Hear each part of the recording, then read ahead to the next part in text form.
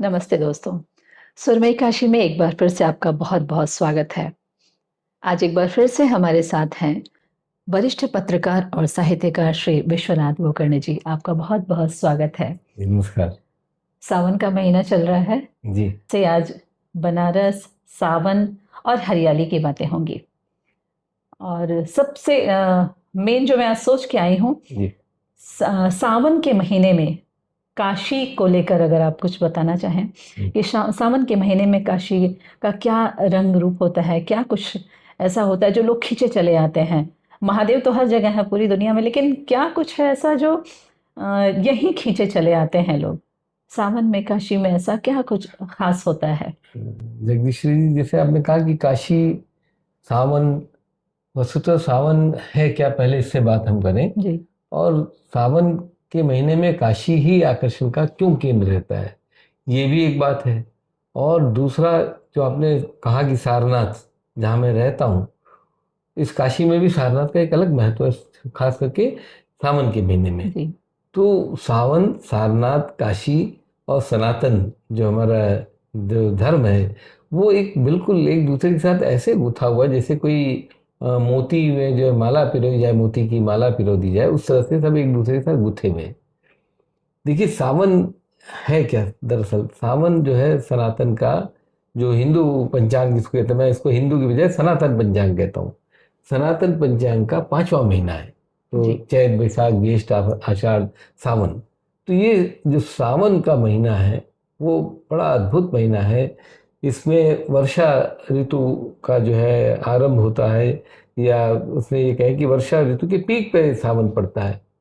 और सावन का महीना पौराणिक दृष्टि से देखा जाए तो बहुत महत्वपूर्ण है। जब असुरों और देवों में, देवताओं में, असुरों में जो समुद्र मंथन हुआ तो इसी सावन के महीने में हुआ था। अच्छा। और सावन के महीने जब समुद्र मंथन हुआ तो उसमें एक विष निकला, कालकूट। कालकूट नाम का जो विष निकला, उसको इतना विषैला था कि इसके अगर उसको एक थोड़ी देर भी और उसको अगर इसी बर्तन में रह जाता तो शायद इस दुनिया का, इस पूरे ब्रह्मांड का विनाश हो जाता। जी। उस विनाश से बचाने के लिए महादेव ने उसको, कालकूट विष को पी लिया, हलाहल। तो हलाहल पी लिया और उसको अपने गले में रोके रखा। उसी की वजह से वो नीलकंठ कहलाए। तो नीलकंठ कहलाए। तो अब वो जो विष पी लिया तो देवताओं को बहुत चिंता हुई कि अरे महादेव ने ये विष पी लिया, इसको कैसे हो गया। तो उस विष के शमन के लिए, यानी उस विष को शांत करने के लिए देवताओं ने उनके ऊपर गंगा जल और तमाम तरह के जो शीतल जल थे, जो केवड़ा, गुलाब जल या जो कुछ भी रहा होगा उस जमाने में, उन सबको उनके ऊपर उनका वो करना शुरू किया, अभिषेक करना शुरू किया, या उसका एक कहते हैं धार गिराना शुरू किया। तो उसके बाद से ही, इस श्रावण के महीने के बाद से, इस घटना के बाद से ही शिव के जलाभिषेक का क्रम शुरू हुआ। और सिर्फ गंगा जल और ये कि नहीं, उसमें उनके ऊपर उसको ठंडा करने के लिए हुआ। किसी देवता ने कहा कि दूध डालो तो दूध डाला, किसी ने कहा दही डालो, किसी ने कहा शहद डालो। तो जो पंचामृत के अभिषेक की बात हुई, शर्करा और तमाम तरह की जो चीजें, शर्करा ने चीनी, तो घृत कहा, तो घृत, तो जो 5 अमृत जिनको कहा गया कि विष है, उस विष के प्रभाव को कम कैसे करें, तो अमृत को। अमृत क्या चीज? बोले गाय का दूध, बोले गाय का दूध डालना शुरू। किसी ने कहा कि नहीं दही, तो दही डालना शुरू किया। किसी ने कहा मधु, तो मधु डालना शुरू किया, मधु मैंने शहद। और फिर उसके बाद शर्करा कहा कि घृत, सब डालना शुरू किया। तो अब वो उसके बाद से ही महादेव के जलाभिषेक का, पंचामृत अभिषेक का शुरू हुआ। और देवताओं ने उस समय शिव की स्तुति की, जागो जागो कहा। तो जागो जागो कहने के लिए उन्होंने जो स्तुति की वो रुद्र कहलाया, रुद्राष्टक कहलाया। 11 बार रुद्र पढ़ा गया तो वो रुद्र का मतलब शिव की जो अर्चना की गई, वो जो रुद्राभिषेक का जो क्रम शुरू हुआ, इसी के बाद से शुरू हुआ। तो अब वो मतलब जो है यहाँ सावन का महीना इस तरह से होने लगा।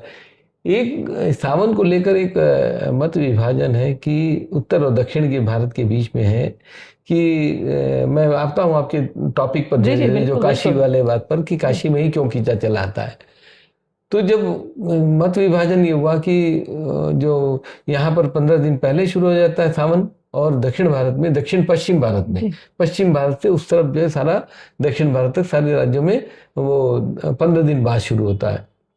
तो वो प्रश्न उठा कि ऐसा क्यों होता है। ये कई बार हमसे पूछा भी जाता है, तो मैं बताता हूँ उन लोगों को कि ये पंचांगों के फेर की वजह से है। यहाँ पर पूर्णिमा से महीना शुरू होता है और वहाँ पर जो है इससे अमावस्या से शुरू होता है। इसीलिए सावन 2 सप्ताह पहले से ही यहाँ पर नहीं, यहाँ तो अभी आज ये दूसरा सावन भी नहीं, यहाँ पर 15 दिन पहले शुरू होता है। ये दूसरा सावन है जो हम दक्षिण भारतीय, मैं दक्षिण भारत का रहने वाला हूँ। हमारा श्रावण, आज अमावस्या है तो कल से हमारा श्रावण शुरू होगा। ये अमावस्या तक आपका सावन जो 15 दिन बीत चुका उत्तर भारत का। लेकिन हम दक्षिण भारत या पश्चिम भारत मतलब गुजरात से लेके महाराष्ट्र से लेके कर्नाटक, तमिलनाडु, आंध्र प्रदेश, तेलंगाना, केरल, सारे राज्यों में उस तरफ जो है उसकी विभाजन रेखा है वो भूमध्य रेखा से उस तरफ है और भूमध्य रेखा की इस तरफ है। उसका भी वही है जो हलाहल पीने के बाद का जो विष का वो जो गर्मी है उसकी वजह से है। तो उज्जैन उसकी रेखा है। उज्जैन के उस पार जितने लोग हैं उनके 15 दिन बाद से शुरू होता है, इधर 15 दिन पहले से शुरू हो जाता है। तो ये एक विभाजन है। अब उसमें भी जितने, अब काशी चूंकि जो है कहा जाए, जो आपने पूछा कि काशी में ही क्यों खींचे चले जाते हैं, शैव धर्म का जो शैव संप्रदाय मानने वालों का जो सर्वोच्च केंद्र है वो काशी है। शिव का क्षेत्र तो ऐसे कैलाश है, हिमालय है, लेकिन हिमालय में कोई ऐसा तीर्थ स्थान, मतलब ये कहें कि हम मतलब एक बद्री, केदार, इन सब को मतलब जो है आके जाके शिव की अर्चना करने का वहाँ बहुत वो नहीं है। लेकिन वहाँ दर्शन करने का विधान है, वहाँ जलाभिषेक करने का विधान है। काशी में काशी विश्वनाथ बैठते हैं जो द्वादश ज्योतिर्लिंग के सिरमौर हैं, उनको अधिष्ठाता हैं। तो काशी एक जो महत्वपूर्ण केंद्र है जिसकी वजह से जितने सनातनी, जितने शैव धर्मावलंबी हैं उनको ये लगता है कि हमने अगर श्रावण के महीने में दर्शन नहीं किया काशी का, काशी विश्वनाथ का दर्शन नहीं किया, काशी के चौखट को नहीं छुआ, तो हमारा सनातनी होना व्यर्थ है या हमारा उस धर्मावलंबी होना व्यर्थ है। ये सोच के यहाँ लोग आते हैं। और काशी विश्वनाथ के अलावा काशी एक ऐसी नगरी है जहाँ द्वादश ज्योतिर्लिंगों का हर मंदिर है। कौन सा ऐसा जो कहा गया कि सौराष्ट्रे सोमनाथंच, श्रीशैले मल्लिकार्जुनम, उज्जैन्यम महाकालम, ओंकार बबलीश्वरम, परल्यम वैद्यनाथंच, डाकिन्यम भीमशंकरम, सेतु वंदे तु रामेशम, नागेशम दारुकावने, वाराणस्यांत विश्वेश्वरम, त्र्यंबकम गौतमी तटे, हिमालये तु केदारम, घुसवणेशम शिवालय, एतानि ज्योतिर्लिंगानि सायं प्रातः पठेन्द्रा सप्तजन कृतम पापम स्मरणे विनश्यति। इन सबके द्वादश ज्योतिर्लिंगों के स्मरण मात्र से आपके किए हुए 7 जन्म के जो पाप हैं, जाने अनजाने में हुए जो अपराध हैं, वो नष्ट हो जाते हैं। तो ये काशी में सारे द्वादश ज्योतिर्लिंग स्वयंभू रूप से यहाँ पर स्थापित हैं।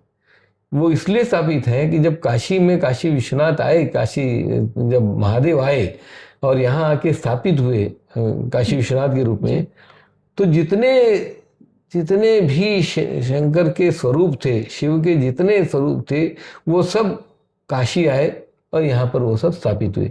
जितने देवी देवता, जितने, जैसे अब आप कहेंगे अष्टविनायक, अष्टभैरव, 9 गौरी, 9 दुर्गा, जितने मतलब आपको वो मिलेंगे, आपको डाकिनी शाकिनी से लेकर ये जो देवी देवताओं का जो भी स्वरूप है सब काशी आ गए। तो काशी आ गए, तो काशी तो ऐसी जगह है जहाँ अगर आया काशी विश्वनाथ के दर्शन के लिए, सावन के महीने में आए, चाहे शिवरात्रि में आए, कभी भी आए, तो उसको सारे देवी देवताओं का जो दर्शन का लाभ मिलता है। फिर यहाँ माता गंगा है, माता गंगा के मतलब जो है प्रक्षालन मात्र से वो हो सकता है, दर्शन मात्र से सारे पाप नष्ट हो जाते हैं। तो काशी ऐसी नगरी है, तो काशी अद्भुत है। अब आप पूछ रही थी श्रावण का महीना, सारनाथ, कहते हैं कि सावन के महीने में काशी विश्वनाथ का तो लोग दर्शन करते हैं, लेकिन वस्तुतः पौराणिक कथा है, कोई ये मनगढ़ंत या किंवदंती नहीं है कि सावन के महीने में काशी विश्वनाथ या सारनाथ में रहते हैं। क्यों रहते हैं? क्योंकि उनकी पत्नी के जो भ्राता है सारंगनाथेश्वर, वो यहाँ रहते हैं। वो किसी बात पर एक बार नाराज हो गए काशी विश्वनाथ से, अपने बहनों ही थे, जीजा से, कि आपने ऐसा नहीं किया, वैसा नहीं किया, ये किया, वो किया।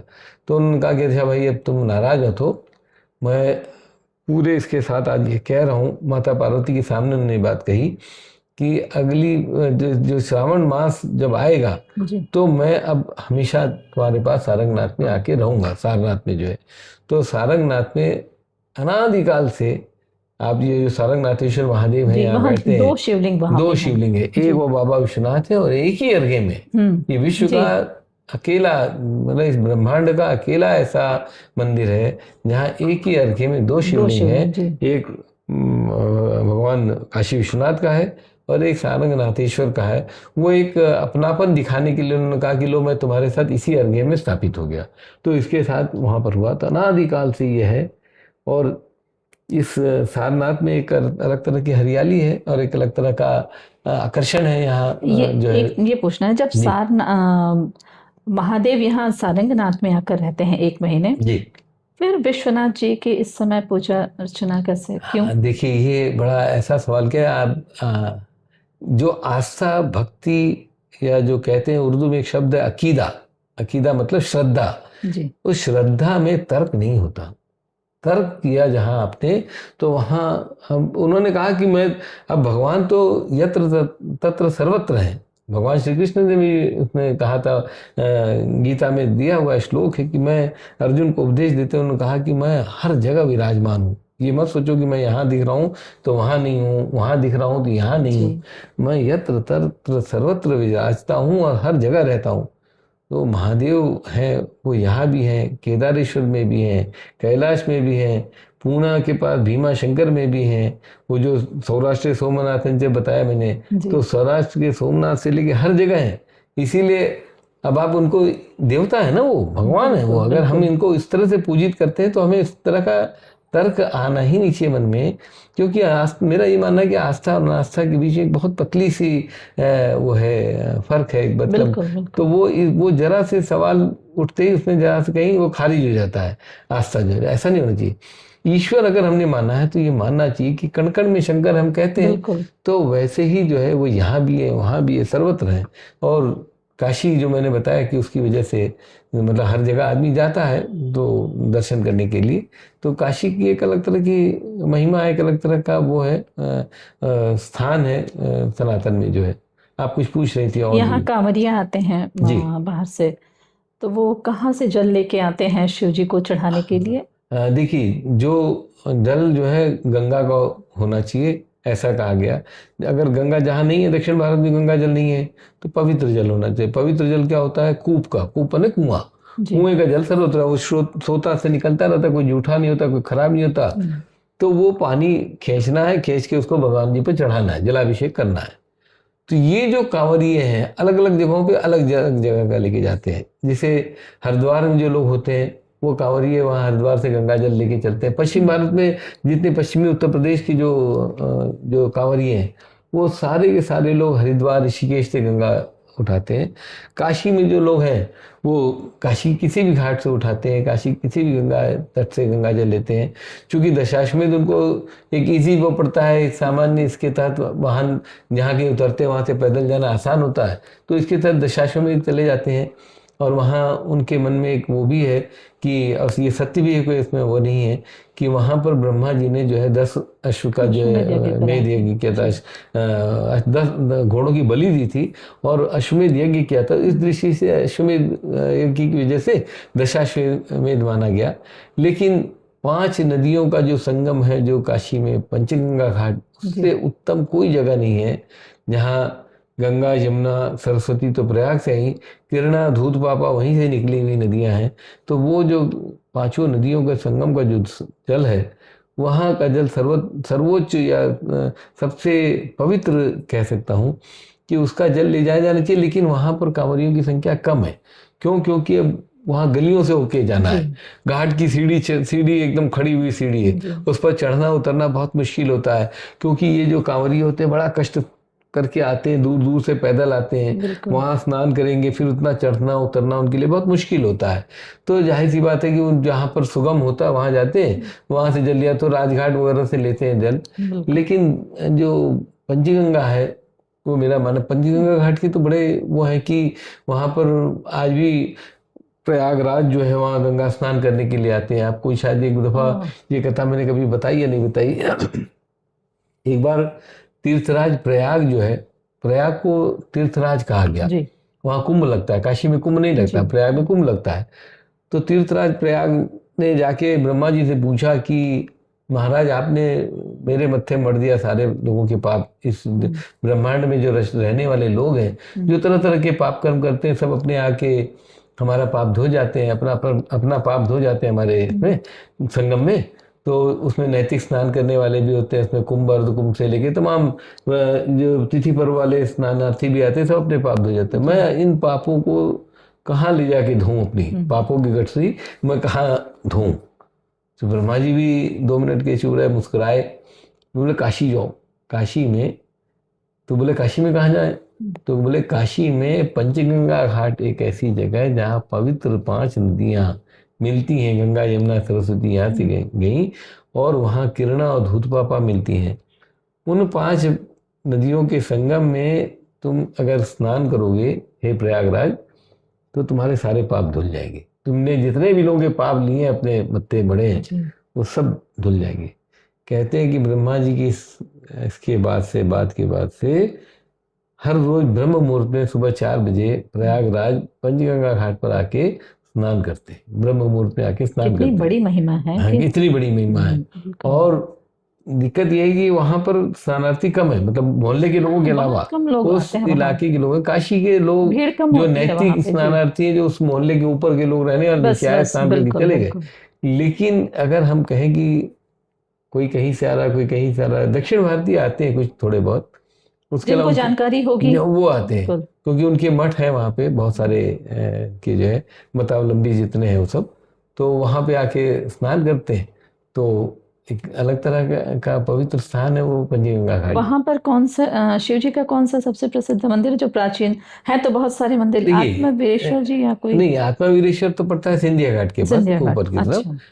शिव के मंदिर को वहां से उस तरह से दृष्टि से नहीं देखा जाना चाहिए। अब आपने एक ऐसा सवाल, एक माता रानी का मंदिर आपने कभी मुझे बताया था। देखिए मैं बताऊं, वहां पर मंगला गौरी का मंदिर है ऊपर की तरफ जो, वो थोड़ा सा हट के थोड़ा सा। अब पंचगंगा घाट का जो क्षेत्र है वो ब्रह्मा घाट से शुरू होता है और इधर बालाजी घाट तक का एरिया है जहाँ पंचगंगा घाट कहा गया। और वो पंचगंगा घाट बालाजी घाट तक ही है, क्योंकि गिरना जो नदी है वो वहीं से निकली हुई है, जो तो बालाजी के मंदिर से ही निकली हुई। तो बालाजी से ब्रह्मा घाट के बीच का क्षेत्र है वो। उसमें शिव के मंदिर तो वहीं है, विष्णु का मंदिर है वो। दरअसल इस काशी के बारे में भ्रांति है कि शैव नगरी है, शिव नगरी है। वस्तुतः ये शिव नगरी है ही नहीं, ये तो विष्णु की नगरी है, विष्णु लोक है ये। और आपको बताऊं कि इसको पुराणों में इसको वो कहा गया कि ये जो है वैकुंठ लोक है, ऐसा कहा गया कि ये वैकुंठ लोक है। तो इस वैकुंठ लोक में जब ये हुआ कि शिव को प्रिय थी नगरी, और उसके बाद ब्रह्मा जी ने उसको जो है दिवोदास को दे दिया, ये सब एक बड़ी विस्तृत कथा है जो। तो जो, और ये कथा सच है, कोई काल्पनिक नहीं है। तो जब स्कंद पुराण में इसका जिक्र आता है, ये सब पूरी कथाएं हैं जो है, तो जब विष्णु को मतलब जो है उसने दिवोदास को दे दिया वो ये नगरी, और वरदान मांगने पर दिवोदास ने तपस्या की विष्णु की, पूछा क्या इसकी, ब्रह्मा जी की, उन्होंने पूछा क्या चाहते हो? बोले काशी चाहता हूँ। तो बोले अरे अब भाई ये तो मैं उसको देने को सोचा था, इनको शिव को तुमने ले मांग रहे हो। बोले आपने वर मुझे दे दिया, अब आप पीछे नहीं हट सकते। उन्होंने कहा ठीक है दे दिया है, वस्तु का तुम्हें दे दिया। बाद में सारे देवी देवताओं ने तमाम तरह के वो किया, जो है यक्ष यक्षिणी से लेके तमाम प्रयास किया, तो भी जो है वो नहीं हुआ, जो है वापस नहीं पा सके। बाद में विष्णु ने शिव जी के गणपति के साथ सहयोग करके इस नगरी को, काशी नगरी को वापस लिया दिवोदास से, और उसके बाद शिव को समर्पित कर दिया कि ये लो मैं तुम्हें बहुत प्रिय, मैंने आज से तुमको दे दिया। बाद में माता पार्वती ने कहा कि भाई ये तुम्हारा मित्र है विष्णु, उसने तुम्हें जो है ये नगरी तुम्हारी तुम्हें वापस दिला दी, तुम्हें भी उसे कुछ देना चाहिए, पूरा इस तरह से मत रखो, उनका भी हिस्सा कुछ है, क्योंकि ये विष्णु को भी प्रिय नगरी है और उनको भी उनकी ही नगरी है ये। तब कहते हैं कि ये पुराणों में इसका जिक्र है, ये स्कंद पुराण में, कि भगवान शंकर जो है मणिकर्णिका घाट पे बीच मध्य गंगा में खड़े होकर कहते हैं कि हे पार्वती, तुम्हारे कहने पर मैंने आज ये नगरी विष्णु को भी समर्पित करने का निर्णय लिया। आज वो चूंकि घाट की तरफ मुँह किए हुए थे मणिकर्णिका पर, तो उन्होंने कहा कि दाहिना हिस्सा जो है वो मैंने विष्णु को सौंपा और बायां हिस्सा अपने लिए रखा। तो जो दाहिने हिस्से में, जो मणिकर्णिका घाट से दाहिना हिस्सा, जो उस तरफ उत्तर का हिस्सा, पंचगंगा घाट, हाँ राइट, उस तरफ जितने हैं वो सब विष्णु के मंदिर है। वहाँ उसमें सिर्फ एक ही है ओमकारेश्वर, जो मतलब बड़ा शिव मंदिर है, तो ओमकारेश्वर एक मंदिर है जो दाहिने हाथ पर है। बाकी विश्वेश्वर, केदारेश्वर, ये सारे मंदिर बाएं तरफ है। तो इस तरफ जितने भी आप देखिएगा तो विष्णु के बहुत सारे मंदिर हैं। काशी के 3 खंड है, मतलब जो एक जो त्रिशूल पट्टी की काशी कहते हैं, तो इस त्रिशूल का मध्य भाग का विश्वेश्वर है, इस तरफ का हिस्सा जो वो है वो केदारेश्वर है, और जो उधर का हिस्सा है माली ब्रिज की तरफ का वो ओमकारेश्वर है। तो ओमकारेश्वर का हिस्सा जो है वो इस तरफ पड़ता है और बाकी के मंदिर इस तरफ है। तो पंचगंगा घाट जिसकी मैंने बात की उसमें विष्णु के मंदिर है, ऐसा नहीं कि शिव के मंदिर नहीं है। वहाँ धन्दानेश्वर से लेके बहुत सारे मंदिर हैं जो शिव के मंदिर हैं, लेकिन वहाँ विष्णु मंदिर ज़्यादा है। वहाँ ऊपर ही बिंदु माधव का मंदिर है, तो बिंदु माधव का मंदिर जो है वो मतलब जो है वैकुंठ लोक उसी लिए कहा गया। और वहीं पास में जो है महाप्रभु वल्लभाचार्य जी की बैठक है, जहाँ महाप्रभु वल्लभाचार्य जैसा बड़ा वैष्णव इस दुनिया में कम हुए लोग जो है, या बल्कि नहीं हुए उनके जैसा जो है।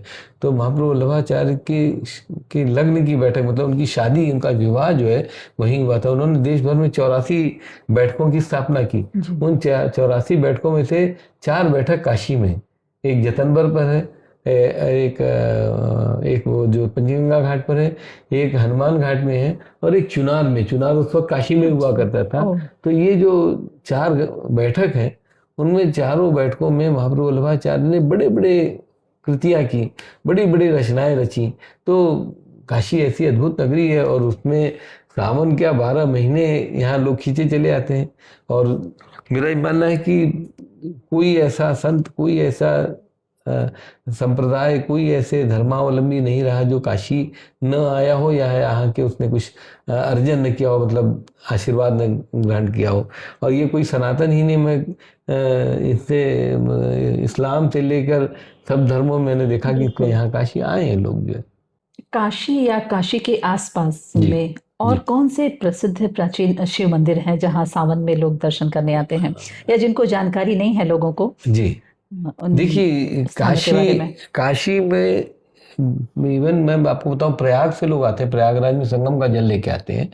और प्रयाग से जो संगम का जल लेके आते हैं वो डाकबम भी आते हैं। डाकबम मतलब जो रुकते नहीं है, अनवरत चलते रहते हैं। ये जो कांवरिये है वो तो कहीं न कहीं विश्राम करते हैं, रख लेंगे, वो चाहे 2 दिन में उनकी यात्रा हो चाहे 3 दिन में हो।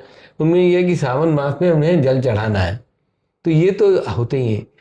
काशी के आसपास जो शिव मंदिरों का आपने पूछा, तो यहाँ तो जो कणकण में शंकर है तो वहाँ तो हर जगह है। लेकिन जो महत्वपूर्ण जो मंदिर है, जैसे यहाँ कैथी है, कैथी में मार्कंडेय महादेव है, वो गंगा और गोमती का संगम है। वो मार्कंडेय ऋषि का स्थापित किया हुआ शिव मंदिर है। और उस मंदिर की महिमा ये है कि पुत्रवान होने के लिए या पुत्र जन्म के उसके लिए लोग वहाँ पर दर्शन करते हैं, और पुत्र की आयु वृद्धि के लिए करते हैं, संतान के लिए, मतलब ये कहें पुत्र के बजाय आप कहें संतान की अभिवृद्धि के लिए या संतान की आयुष्य अभिवृद्धि के लिए करते हैं लोग। तो होता ये है कि वहीं चूंकि गंगा जी किनारे है, वो गोमती और गंगा के संगम तट पे है, वहीं से वहीं भी लेके जाते हैं कुछ लोग होता है कि ये यहाँ से काशी से लेके जाते हैं, वहाँ के लोग भी काशी आते हैं।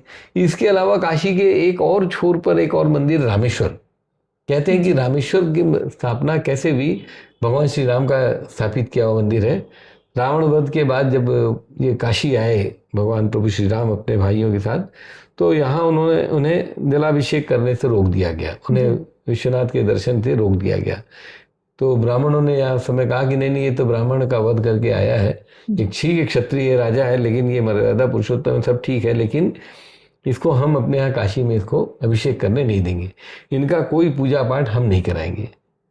तब ये बात आई तो उनको मर्यादा पुरुषोत्तम को उनके गुरु की तरफ से, उनके परिवार की तरफ से निर्देशित हुआ, या और जो उस समय के वैदिक थे उन वैदिकों ने कहा कि महाराज पंचक्रोश क्षेत्र में एक क्षेत्र है रामेश्वर, उस इलाके में अगर आप उस क्षेत्र में अगर आपने, उस समय उसका कुछ और नाम रहा उसमें है पुराण में, अगर आपने वहाँ पर उसकी पार्थिव लिंग की स्थापना कर आपने वो किया तो वहाँ पर आपको वो हो जाएगा, आपको वही पुण्य मिलेगा जो काशी में करने पे होता है। ठीक, तो पंचक्रोश क्षेत्र की महत्ता है कि ब्रह्मांड की स्थापना यही हुई है, तो पंचक्रोश इसमें पड़ता है वो। तो वहाँ पर जो है उन्होंने, भगवान प्रभु श्री राम ने एक लिंग की स्थापना की और वहाँ पर उन्होंने पूजा अर्चन किया, तो उसको रामेश्वर कहा गया। उसमें भी ऐसा ही है कि इसमें एक परिवार की अभिवृद्धि के लिए, मतलब परिवार में शांति सुख समृद्धि के लिए जो है लोग जाते हैं, दर्शन करते हैं। बड़ा रमणीय स्थान है दोनों ही जगह, चाहे वो मार्कंडेय ऋषि का स्थापित का मार्कंडेय महादेव, चाहे रामेश्वर महादेव, बहुत रमणीय स्थान है। और इन दोनों ही स्थानों पर दर्शन पूजन का एक अलग विशेष महत्व है। सावन में तो है ही है, सावन शिवरात्रि और जो है वो है ये शिव के जितने पर्व हैं वो सारे जहाँ पर होंगे वहाँ पर तो शिव साक्षात ही हैं। तो शिवरात्रि पर, सावन में और बाकी जितने शैव पर्व हैं सब में जो है हर सोमवार को भी वहाँ भीड़ होती है। काशी में बड़े शिव मंदिरों में तिलभांडेश्वर, गौरी केदारेश्वर, ओमकारेश्वर, ये सब ऐसे स्थान हैं। गभस्तीश्वर जो भगवान सूर्य का स्थापित किया हुआ शिवलिंग है। तो चंद्रेश्वर जो भगवान चंद्रमा जो हमारे वो हैं उनका स्थापित किया हुआ शिवलिंग है। तो ये सब जो मंदिर हैं, ये जो स्थान है काशी में, उनमें मतलब 12 महीना और हमेशा हर कोई काशी के लिए कोई तिथि पर कोई मतलब मायने नहीं लगता, इसलिए कि यहाँ जो वो है कहा कि 7 बार 52 त्योहार। तो अब क्या करेंगे आदमी जो है, तो वो उसमें जो है दर्शन पूजन का लगातार सतत चलता रहता है। कर्मकांड का इतना विधान है यहाँ पर पितरों को के मोक्ष के लिए वो किया जाता है, पिंडदान से लेकर किया जाता है।